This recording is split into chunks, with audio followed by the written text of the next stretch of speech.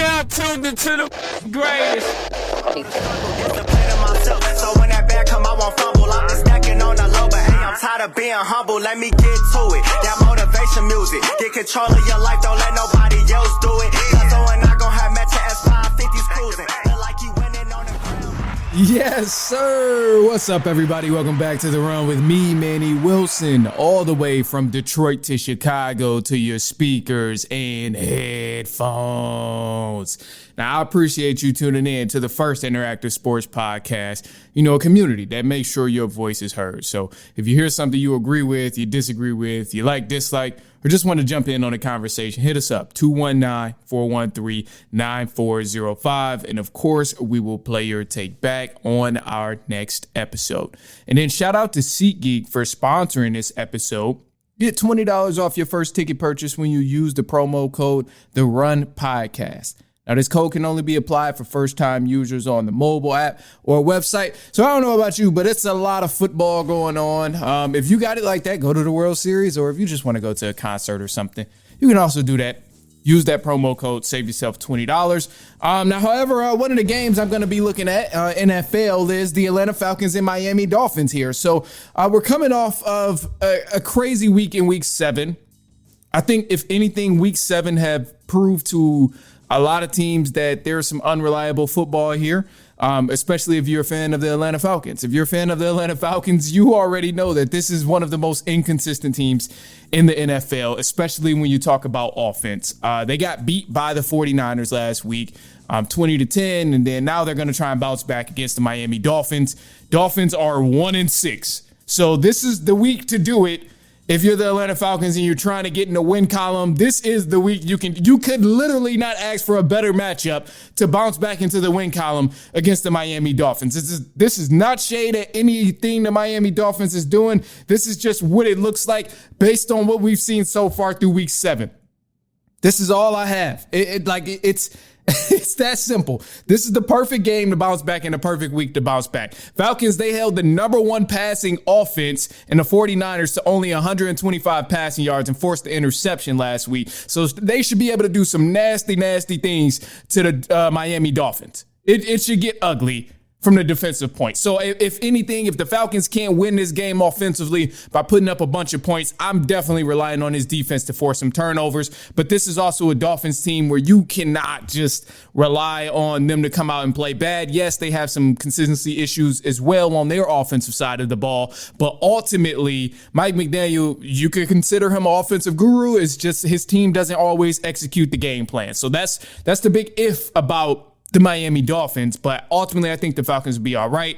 And then for the Falcons offense, they should be okay in this game as well. Theoretically, the Falcons offense should be just fine.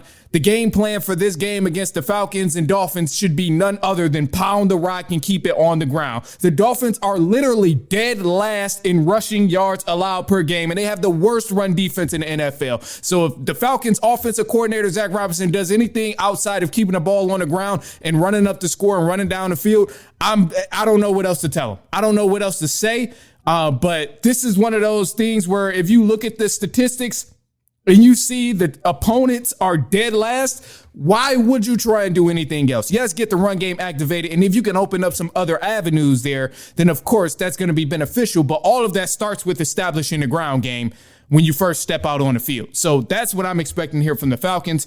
Ultimately, this offense just needs to be consistent. This Atlanta Falcons offense, if they were consistent, they would have had a lot more wins than they do already. But this Falcons offense is just the most inconsistent I've seen. I don't even want to say I've seen in years, but this is just a very inconsistent offense. And it's not necessarily the players are inconsistent or playing bad. It's really the play calling. Zach Robinson, the coordinator, cannot get good play calls in no matter who he's going against. So I don't know what to think here with the Falcons offensively. Now, I will say this. So with this matchup, Dolphins and Falcons, I'm kind of expecting a snooze fest. Truth be told, I'm kind of expecting somewhat of a snooze fest, really because neither one of these teams are good at scoring. Both are averaging less than 21 points. You got the Dolphins right now. They're 24th in points per game, and the Falcons are even worse in points per game. They're 30th in points per game. So neither one of these teams are going to be going out here probably lighting up the scoreboard. So I'm anticipating the snooze fest. Now, Dolphins, a lot of their issues on offense just resides with execution and getting it just really resolves with execution. I mean, that's the main thing with this Dolphins offense. They fail to execute down the stretch, and like Tua, he's been struggling. He has 13 interceptions in the first 7 weeks of football. He has 3 interceptions in back-to-back games. Like, Tua was benched last week because he was playing so bad. They're bottom half in passing yards. They're bottom half in rushing yards. Dolphins offense just failed to execute week in and week out. There are some times where they look good for a certain stretch of the game, but ultimately they just fail to execute, which is why they have such a bad record right now, and which is why they're not winning games.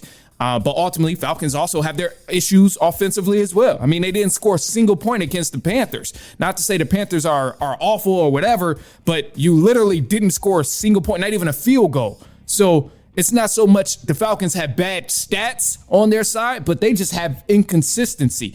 Their consistent play calling is just terrible. The play calling is always up and down. Hence, you had a 4th and 1, but yet you were in shotgun trying to pass. And that was just disgusting to look at. You had 4 screen passes in one drive last week, which was just disgusting. That was just disgusting.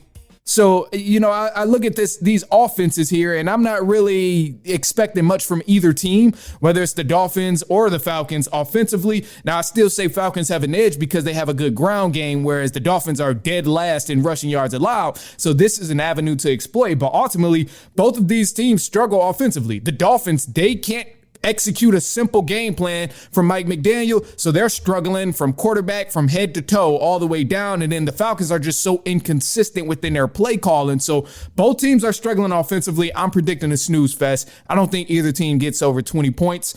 But ultimately, I think it'll come down to the defense. Falcons are going to probably win because of the defense.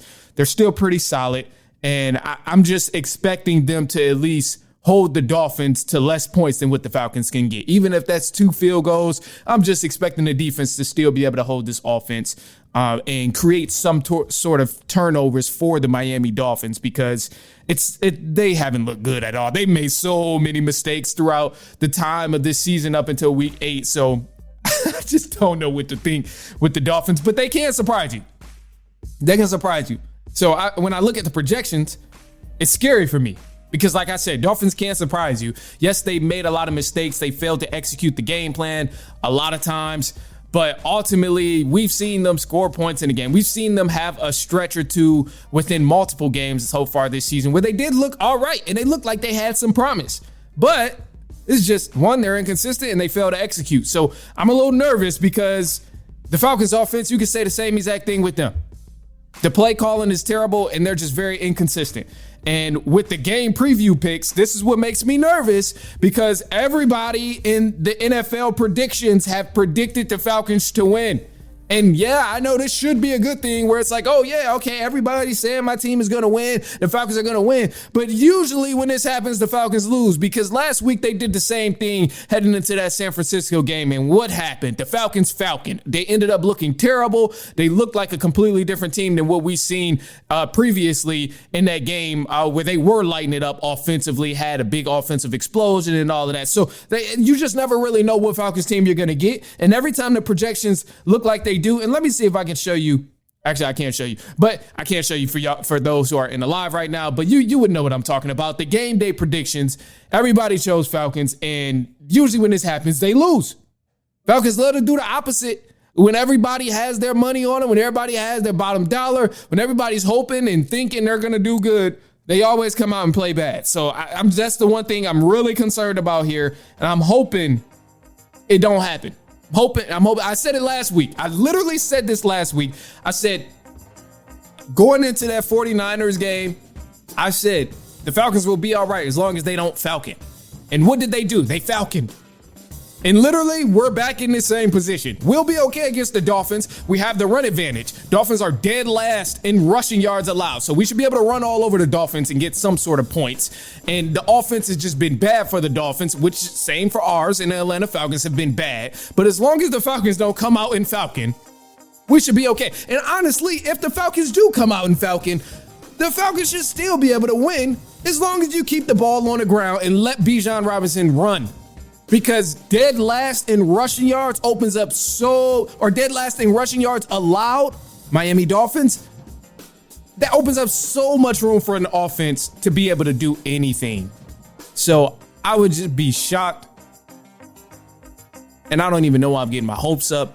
To be honest, I don't know why I'm getting my hopes up. Hopefully the Falcons win. I'm gonna just leave it at that. Just go have fun, fellas. Just go have fun. I know I said that about teams where it looked like it was a very slim chance that the Falcons would win, but at this point, man, just go out there and have fun, because I don't want to get my hopes up with the Falcons that they'll go win and then all of a sudden we end up losing to the Miami Dolphins. Like, come on, man. So have fun. I got the Falcons winning this game also, but this is a team that's just mad inconsistent. So anything can truthfully happen, but we'll see. Anyway, look, man, we got some news for the run coming up, so don't go anywhere. Also, another prediction with the Giants and Eagles, a division matchup. Can't wait to break that down. The start of the NBA is here as well. So we got some crazy stuff going on. Definitely want to run some things past you in the news. So we'll be right back. Don't go anywhere. It is halftime.